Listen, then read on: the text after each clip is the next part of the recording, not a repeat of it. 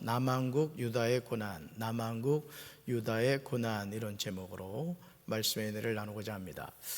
여러분, 사실 그 예루살렘 성은 정말 솔로몬이 엄청나게 공을 들여가지고 완성한 도시였죠. 그렇죠?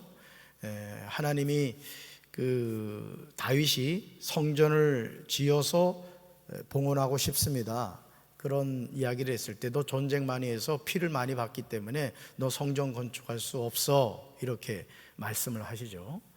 그렇지만 하나님은 그 다윗의 마음을 귀하게 보셨고, 그의 아들 솔로몬을 통해서 20년이 넘는 긴 기간 동안 성전을 짓게 하셨고 또 왕궁을 짓게 하셨어요. 자, 그런데 그러한 건물들은 결국은 사상 누각이 되고 맙니다. 모래 위에 지은 집이 되고 만다는 것이죠. 오늘 우리는 이 남한국 유다에 임한 고난을 보면서 정말 우리가 신경 써야 할 것이 뭔가, 그런 것을 우리가 잘 봐야 돼요. 우리가 이 세상을 살면서 사실 우리는 누구나 인생이 잘 되기를 원하고, 여러분이 삶이 형통하기를 원하시죠? 아멘? 네, 담임 목사로서 우리 성도들이 잘 됐다는 말을 들으면 너무 기뻐요, 사실은. 왜냐하면 여러분들이 나이를 떠나서 담임 목사에겐 다 영적인 자녀들이거든요. 별로 동의를 안 하시는군요. 그래서 성도들이 잘 되면 담임 목사가 기쁘고요, 또 힘든 일이 있다 그러면 담임 목사 마음이 무겁습니다. 저는 우리 사랑하는 성도들이 다 형통하게 되길 바라고, 잘 되게 되시길 바라고, 하나님의 축복받게 되길 주님의 이름으로 축원합니다. 그러나 잊지 말아야 될 것은 그 모든 것들이 우리 인생에서 주는 아니라는 거예요. 그걸 여러분이 잘 기억하셔야 돼요. 오늘 남한국 유다가 패망하는 모습을 보면서 하나님이 남한국 유다에게 정말 원하신 게 뭔가, 이걸 여러분이 놓치면 안 된다는 거죠. 남한국 유다는 두 번에 걸쳐서 바벨론 왕 느부갓네살의 침략을 당합니다. 무자비한 공격에 예루살렘 성읍은 무너지고 성전은 파괴되었습니다. 여러분, 성전이 누굴 위한 것이죠? 하나님을 위한 것이죠. 만약 하나님이 솔로몬이 지은 성전, 그 위에 스룹바벨 성전부터 해서 다양한 성전들이 있습니다. 헤롯 성전도 있습니다만은, 하나님이 만약 건물에 주안점을 뒀다면 바벨론 왕 느부갓네살에 와서 성전을 파괴할 수 있을까요, 없을까요? 파괴할 수 없죠. 그런데 파괴됐어요, 안 됐어요? 파괴가 됐어요. 무슨 뜻이죠? 하나님은 사람의 손으로 만든 건물에 집착하지 않으신다는 거예요. 그러니까 오늘 우리가, 하나님이 성경에도 말씀하시지만 우리 자신이 뭐다? 성전이 되는 게, 성전. 그래서 가장 중요한 게 뭐냐? 내 자신이 하나님의 성전이 되는 거라는 거죠. 할렐루야. 결국 두 번에 걸쳐서 공격을 당하게 되고 예루살렘 성읍과 성전이 파괴됐다는 거죠. 그럼 왜 이런 일이 일어났을까요? 이스라엘 백성 남유다가 하나님의 말씀을 떠났기 때문이죠. 유다왕 시드기야는 살해되었고요, 백성들은 바벨론 포로로 사로잡혀 갔습니다. 예레미야는 유다 백성들에게 고난의 의미를 깨닫고 인내하면 회복될 것이라고 선포했습니다. 따라합시다. 고난의 의미를 깨달으면 회복됩니다. 아멘. 그래서 여러분, 제 삶에도 고난이 있습니다. 여러분 삶에도 고난이 있어요. 그러면 중요한 것은 그 고난의 의미가 뭔가를 빨리 깨달으면 되는 거예요. 그리고 뭐 하면 돼요? 돌이키면 되는 거예요. 그럼 하나님이 회복시켜 주실 줄로 믿습니다. 질문 볼까요? 질문. 남한국 유다의 고난은 어떻게 진행되었습니까? 첫째, 같이 읽습니다. 불순종으로 인해 시작되었습니다. 남한국 유다의 고난이 왜 시작됐느냐? 불순종 때문이다. 선지자 예레미야는요, 남한국 유다 백성과 예루살렘 주민에게 23년 동안 꾸준히 하나님의 말씀을 선포했습니다. 몇 년요? 23년이에요. 짧은 기간이에요, 긴 기간이에요? 정말 긴 기간이죠. 그러니까 여러분, 이번 주일 말씀도 예레미야와 관련된 말씀입니다만은, 정말 예레미야서를 읽어보면요, 열불 터집니다, 아주. 그리고 결국은 그 시드기야 왕이 잡혀가다가 두 눈이 뽑히거든요. 그리고 그 시드기야 자녀들이 시드기야 앞에서 죽임을 당해요. 그러니까 여러분, 우리가 사실은 어떤 하나님이 우리에게 경고의 메시지, 사인을 주는데도 불구하고 그걸 깨닫지 못할 때가 많아요. 저는 우리 사랑하는 성도 여러분들이 영적으로 민감해지시기 바라요. 하나님의 뜻을 잘 깨닫게 되길 주님의 이름으로 축원합니다. 여러분, 23년 동안 선지자 예레미야를 통해서 하나님이 경고의 메시지를 전했는데 들었다 안 들었다? 안 들었다는 거예요. 귀 기울여 듣지 않습니다. 하나님의 말씀을 외면한 그들은 악한 길에서 떠나지 않고 다른 신을 숭배하여 하나님의 노염을 샀어요. 제가 어제 대전을 가서 우리 그 남부연에 우리 준회원 진급 가운데 있는 우리 장도영 전사도 어제 갔다 왔습니다만은 이제 진급 과정에 있는 전사님들 그 자격 심사를 했어요. 자격 심사를 참 30년 전 제 모습이 보이더라고요. 저는 이제 처음 이제 94년 11월부터 이제 졸업하기 전에 저는 목회를 했거든요. 신학교. 그 11월 말부터 목회를 해서 이제 95년도에 서러운 서리 과정, 그 다음에 또 준1, 준2, 준3에 안수받고 준4 거쳐서 정형 과정을 갔거든요. 지금 2년이 단축이 됐어요. 그래서 그 전도사님들 그 강해 설교하고 그 제목 설교를 이렇게 이제 그 심사를 하는 거예요, 쉽게. 근데 참 심사하는 목사님들이 다 좋으신 분들이더라고요. 그리고 심사위원장 되시는 목사님이 너무 이렇게 그 심사받는 전사님들 겁박 주지 말고 잘 좀 권면해 주시면 좋겠다, 이제 그런 얘기를 하셔서 전사님들 이렇게 그 심사를 했습니다만은 참 뭐랄까요, 그냥 마음이 그냥 마치 내 아들이 지금 와 있는 것 같은 거예요, 진짜. 그러면서 여러 가지 격려의 말도 해주고 또 목회 선배로서 이렇게 이야기를 해줬습니다만은 여러분, 오늘 우리가 살아가는 이 세상이요 쉽지 않습니다. 정말 우리가 하나님의 자녀로 이렇게 살아간다는 게 쉽지 않아요. 근데 그 전도사님 가운데 한 분이 그 풀몬에 들어가서 투잡을 했더라고요. 풀몬에 들어가서 투잡을 했는데 그 지방 목사님이 그 풀몬 사장님을 어떻게 알았나 봐요. 그러면서 그 사장님이 그러더라는 거예요. 이 전도사님 같은 분이 있으면은 진짜 누구든지 쓰겠다는 거예요. 그러면서 이제 결국 거기서 나와서 다른 일도 하다가 뭔가 성령께서 깨닫게 해주시는 거가 있어서 이제는 이제 목회만 올인한다, 그 얘기를 하더라고요. 그래서 제가 또 한마디 또 했죠. 잘했다. 하나님의 종은 하나님이 주시는 거 먹고 사역해야 된다. 제가 그러면서 감리교가 이 이중 직업 갖는 거 허락한 거 난 아주 이거 상당히 문제 있다, 이제 그 얘기를 했어요. 물론 그렇다고 그걸 하고 있는 분들을 제가 정죄하자는 뜻은 아닙니다. 다만 저도 그 과정을 거친 사람으로서 제가 목회 선배로서 제 경험을 말씀드린다면 목회자는 하나님이 주시는 거 먹어야 돼요. 물론 바울같이 자비량 선교를 하는 사람은 또 차원이 다릅니다. 선교를 위해서 뭔가 기술을 배워서 현지에 가서 취업을 해서 이렇게 하면서 복음을 전하는 경우는 다릅니다만은 제가 고백하는 목회적인 목회관은 어쨌든 하나님이 주시는 건 먹어야 된다, 이거예요. 안 주시면 굶어 죽으면 되지 뭐, 이런 마음이 있어야 된다는 것이죠. 여러분, 오늘 우리가 신앙생활을 하면서요 악한 길에서 떠나지 않고 다른 신을 숭배할 때가 많습니다. 여러분, 이 시간 여러분 혹시 양다리 걸치고 있지 않아요? 하나님도 섬기고 세상도 좋고 그런 신앙생활 하고 있지 않습니까? 오늘 이 밤에 결단하시기 바라요.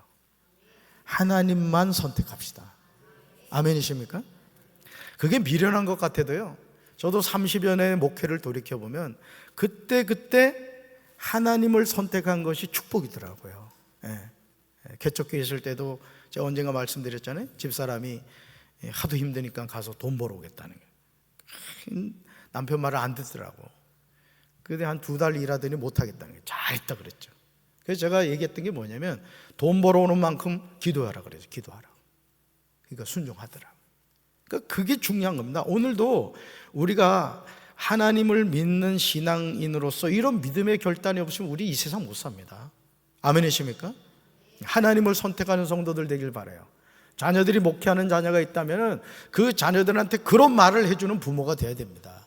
그래야 그 목회가 되는 거지. 하나님 바라보고 세상 바라보고 어떻게 목회해요? 못하지. 절대 못합니다. 한쪽은 잘라버려야 돼요. 여러분, 하나님은 무엇보다도 말씀에 순종하는 것을 기뻐하세요. 아멘. 고난은요, 불순종으로 시작됨을 알아야 됩니다. 하나님의 백성인 우리는 주님의 말씀을 듣고 순종하기 힘써야 돼요. 여러분, 하나님 살아계신 거 믿으세요? 솔직하게 얘기해봐. 하나님 살아계신 거 믿어요? 하나님이 저와 여러분의 인생을 책임진다는 거 믿습니까? 그러면 하나님께 인생을 걸어야지. 그 추신수 선수 여러분 아시죠? 추신수 선수 그 아내가 말이죠, 그 당시에는 진짜 아무것도 없었던 추신수 아니야. 그런데 그 고등학교 졸업하고 세상에 메이저리그 가겠다고 그 그냥 아무것도 없이 그 미국 가가지고 얼마나 생고생을 했습니까? 근데 지금 어떻게 됐어요? 떵떵거리고 살고 있잖아요. 남편에게도 인생을 거니까 그렇게 되는데, 살아계신 하나님께 인생을 거는 사람을 하나님이 책임지겠어요, 안 지겠어요? 어째 대답이 이리 시원찮아. 책임져요, 안 져요? 당연히 책임지지. 그런 성도들 되길 주님의 이름으로 축원합니다. 둘째 봅시다. 남한국 유다의 고난은 어떻게 진행되었습니까? 둘째, 같이 읽습니다. 혹독하게 진행되었습니다. 하나님은요, 북쪽의 모든 종족과 바벨론의 왕 느부갓네살을 사용해 순종하지 않는 땅과 주민뿐만 아니라 주변의 나라들까지 치겠다고 말씀하셨어요. 여러분, 하나님은 순종하는 자에게 복을 내리시고 불순종하는 자를 징계하십니다. 그것은 하나님이 하나님의 자녀를 사랑하기 때문에 그렇습니다. 저도 우리 네 분의 전도사님들과 함께 동역을 합니다마는, 만약 제가 우리 전도사님들을 사랑하는 마음이 없다 그러면은 얘기 안 해요. 얘기 안 합니다. 그래, 네가 그냥 있을 만큼 있다가 알아서 나가라, 아마 그럴 겁니다. 근데 저는 담임 목사로서 제가 오랜 동안 부목사 생활하면서 담임 목사가 해줘야 될 역할이 뭔가를 너무 뼈저리게 느꼈어요. 그게 뭐냐면, 함께 동역하는 동역자들, 우리 교역자들에게 담임 목사로서 마음껏 목회할 수 있도록 힘을 실어줘야 되고, 또 그들이 영적으로 깨어있어 하나님의 종으로 서갈 수 있게 해줘야 되는 거예요. 여러분, 세계적인 사람은요, 항상 그 배우의 스승이 있습니다. 그냥 훌륭한 사람이 되는 게 아니에요. 한석봉이도 떡을 써는 어머니가 있었단 말이에요. 그래서 그거 명필이 된 거예요. 주의종도 마찬가지입니다. 그래서 저는 우리 교회 담임 목사와 함께 동역한 우리 목회자들이 정말 감리 교단을 이끌어가고 한국 교회를 이끌어가는 주의종들이 되길 좀 기도합니다. 그래서 제가 자꾸 얘기를 해요. 새벽기도 빼먹지 말아라. 성경 꾸준히 읽어라. 그리고 자신이 맡은 부서에서 부흥을 경험해라. 제가 그 얘기를 많이 하죠. 그리고 제가 주간 보고서를 늘 받습니다. 출석부도 내게 하고, 하루 동안 어떤 일을 했고, 설교문도 내라 그래요. 설교문도. 담임 목사도 그거 읽어보려면 사실 귀찮습니다. 아니, 설교를 어떻게 하든 말든 뭔 상관이야. 그렇지만 담임 목사이기 때문에 우리 교역자들이 제대로 말씀 준비하고 바른 목회자가 되기를 바라기 때문에 그런 거예요. 아멘이십니까? 우리 하나님도 마찬가지인 거예요. 우리 하나님도 왜 남유다 백성들을 징계하셨느냐? 그것은 하나님의 자녀였기 때문에 그런 거예요. 아멘이십니까? 회개하고 돌이키면, 성경 읽어보세요. 하나님은 낮은 자를 높여주셨다고요. 미말에 있던 자들을 하나님이 크게 쓰셨다고요. 오늘도 그 하나님이 누구 하나님? 나의 하나님이시라고. 할렐루야. 결국은요, 그 땅을 끔찍한 폐허로 만들겠다고 하신 하나님의 진노는 백성들이 감당하기에는 너무나 큰 고난이었다는 거죠.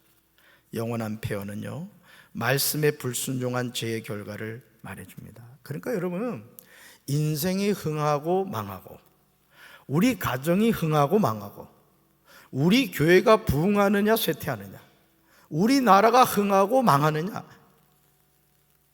결정은 하나예요. 우리가 하나님 그분을 온전히 신뢰하고 그 하나님과 동행하면 어떤 개인, 어떤 가정, 어떤 교회, 어떤 민족도 흥하게 됩니다. 믿으십니까? 하나님은 살아계시기 때문에 그래요. 그래서 저도 그렇고 여러분도 그렇고, 여러분 하나님께 우리 인생을 겁시다. 여러분 자녀를 하나님께 맡기세요. 하나님 책임지십니다. 할렐루야. 셋째 볼까요? 남한국 유다의 고난은 어떻게 진행되었습니까? 셋째 같이 읽습니다. 정해진 기한이 있었습니다. 아멘. 하나님은요, 남한국 유다에게 내려진 고난이 70년 동안 계속될 것이라고 말씀하세요. 그러니까 하나님은요, 시간의 제한을 받지 않으시는 분이죠. 왜? 전지전능하신 분이거든요.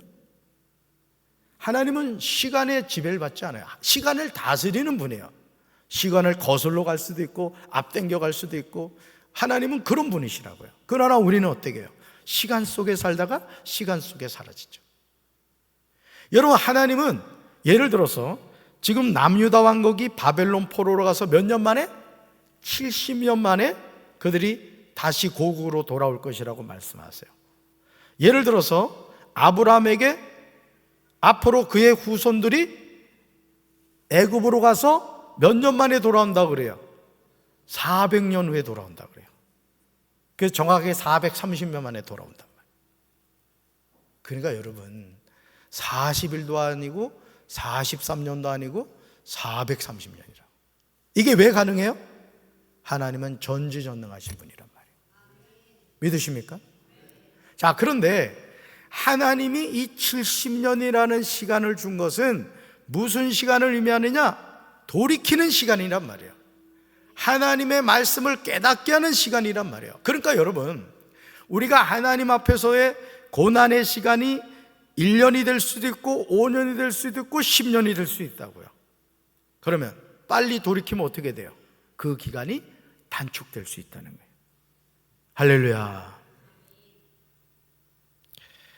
여러분, 이 기간이 지나면 하나님이 사용하신 바벨론과 그 왕을 벌하겠다고 하세요. 그러니까 우리 하나님은요, 예를 들어 그렇습니다. 예를 들어서 제가 이제 우리 이내를, 예를 들어 이내가 말을 안 들어가지고 제가 종아리를 친다고 칩시다. 이따만한 막대 가지고 일로 와!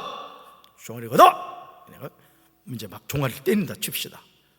그런데 갑자기 지나가는 사람이 아이고 좀 맞게 생겼네, 엄마 아빠 말 안 듣더니 잘 됐다, 이러면 제 기분이 어떨 것 같아요? 그리 전에도 자녀 때리면서 마음이 상하는데 지나가면서 아니 우리 딸을 아빠가 때린다고 잘하고 있다고 이러면은 열 나요, 열 안 나요? 그때부터는 이제 이내한테 가는 게 아니라 이제 이 사람한테, 네가 뭔데 우리 딸한테 그런 얘기를 그런다고요. 그러니까 오늘 이 바벨론도 결국 어떻게 되느냐, 하나님이 바벨론을 통해서 남유다 왕국을 징계하셨잖아요, 2번이나. 근데 나중에 어떻게 돼요? 바벨론을 징계하십니다. 그러니까 결국 하나님의 마음은 바벨론에 있었어요, 남한국 유다에 있었어요? 남한국 유다에 있었다. 그러니까 여러분, 하나님은 우리 사랑하신다고요. 믿습니까? 그러니까 하나님은 징계에 있는 게 아니에요. 돌이켜 회개하라는 거예요.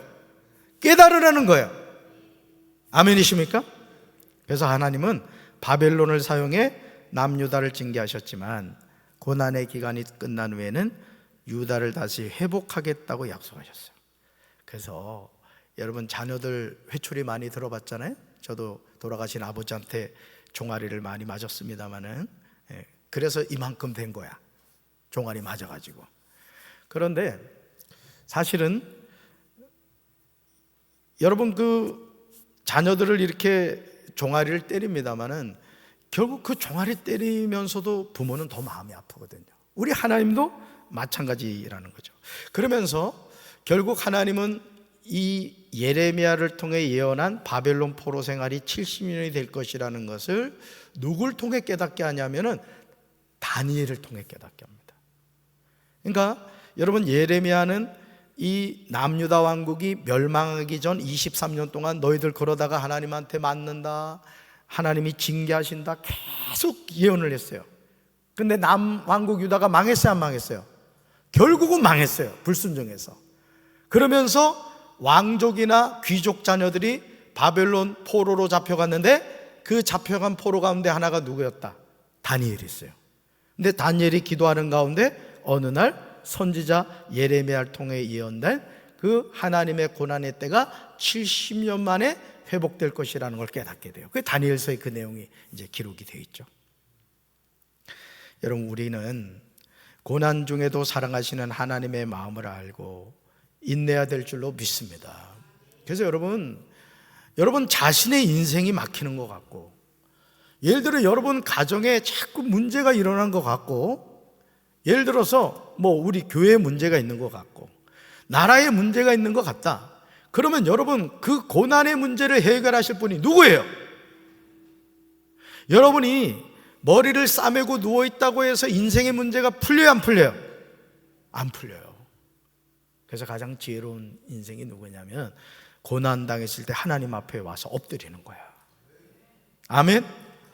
그러니까 집에서, 근데 참 내가 안타까운 건 뭐냐면, 우리 성도들이 이렇게 보면 고난 가운데 있으면 더 나와야 되는데 나오질 않아. 예를 들어 오늘 김병희 집사님 오늘 금요 성령 기도에 나오셨습니다만, 우리 김 집사님 어제까지 병원에 계셨던 분이야. 그 오늘 금요 성령 기도에 나오셨잖아. 우리가 하나님 앞에 그런 마음을 가져야 됩니다. 아멘이십니까? 고난 없는 인생이 없어요. 그러나 그 고난이 하나님 앞에 나오면 축복이 될 줄로 믿습니다. 우리 고난 두려워하지 말고 기도해서 축복으로 바뀌어야 될 줄로 믿습니다. 하나님의 말씀을 듣지 않거나 순종하지 않으면 하나님의 징계를 자초하게 되는 거예요. 따라서 고난에는 기한이 있습니다. 저도 2주 넘게 그냥 가래가 얼마나 나오고 말이죠. 그냥 새벽마다 그냥 몇 번을 일어나가지고 그냥 기침을 하고, 심지어는 제가 웬만해선 집사람하고 각방을 안 쓰는데 제가 각방을 다 썼다니까. 하도 집사람하고 떨어져 살아가지고 얼굴이 이게 흠난 거 봐. 사모함이 너무 심해져가지고 사실 이게 전 뺀 거예요. 이쁘게 보이려고.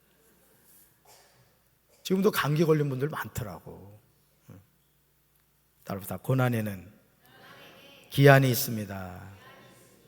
그 힘든 기한이 지나면요, 하나님은 자기 백성을 품으시고 위로하십니다. 여러분, 자녀가 아프면요 부모 못 잡니다.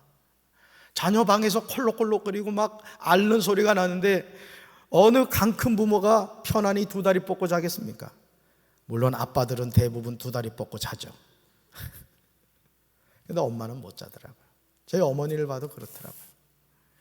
우리가 겪는 고난은 깨닫고 돌아오는 하나님의 사랑이에요. 그러니까 여러분들, 저도 고난이 있다니까요.